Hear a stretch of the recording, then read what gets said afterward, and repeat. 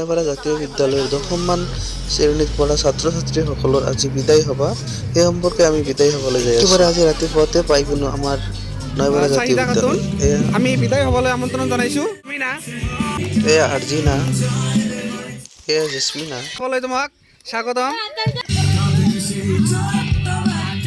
মানে আজি বিদায় সভাখন ছাত্ৰ-ছাত্ৰীসকলে আয়োজন কৰিছে। আমাৰ কাৰণে কিবা সংবৰ্ধনা অনুষ্ঠান আয়োজন কৰিছে আৰু সেই হিচাপত আমাক সংবৰ্ধনা দি আছে। আৰু আপোনালোকে চাই থাকক, ইয়াৰ পিছতে আমি সিহঁতৰ বিদায় সভাৰ মেইন কাৰ্যসূচী আৰম্ভ কৰিম। তেনেহ'লে মোক ক্ষমা কৰি দিব আৰু মোৰ সৰু সৰু ভাইটি ভণ্টিসকল, যদি তোমালোকৰ ওচৰত মই বেয়া ব্যৱহাৰ কৰি থাকোঁ তেনেহ'লে মৰমৰ ভাইটি ভণ্টিসকল, আজি 12 বছৰৰ পৰা এইখন স্কুলত পঢ়ি 10মান শ্ৰেণী পাই বিদায় ল'বলগীয়া হৈছে। ইমান বছৰ পঢ়ি ছাৰ বাইদেউসকলক যদি কোনো ভুল কৰিছোঁ তেনেহ'লে আপোনালোকে নিজৰ ল'ৰা বা ছোৱালী বুলি ক্ষমা কৰি দিব।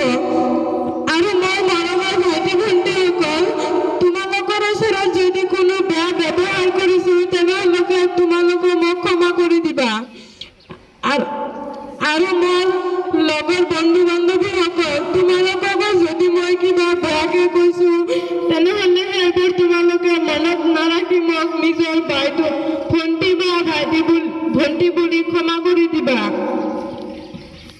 আৰু মই আপোনালোকৰ ওচৰত আশীৰ্বাদ বিচাৰিছোঁ যাতে মই আগন্তুক হাইস্কুল শিক্ষান্তৰ পৰীক্ষাত ভাল এটা ফলাফল কৰি এইখন বিদ্যালয়ৰ সুনাম অৰ্জন কৰিব পাৰোঁ। এইখিনি কৈ মই মোৰ ক্ষুদ্ৰ আমাৰ কপালত আছে নে নাই নাজানো। তোমালোকে আমাক ক্ষমা কৰিবা।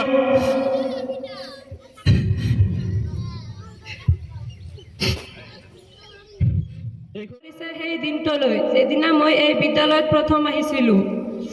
মনত পৰিছে শিক্ষাগুৰুসকল, ল'ৰা ছোৱালীসকল, বন্ধু বান্ধৱীসকলৰ লগত আৱেগিক হৈ পৰিছিল আৰু আমি ভালদৰে সিহঁতক আশীৰ্বাদো দিছোঁ, সিহঁতে যাতে ভালদৰে আগন্তুক শিক্ষান্ত পৰীক্ষাত ভাল ফলাফল খাব পাৰে। আৰু কিবা কিবি খাইছোঁ আৰু খোৱাৰ পিছতে আমি কিবা ফূৰ্তি কৰিলোঁ। ফূৰ্তি কৰি কিনে আমি ভিডিঅ'ৰ পৰা সামৰণি মাৰিছোঁ।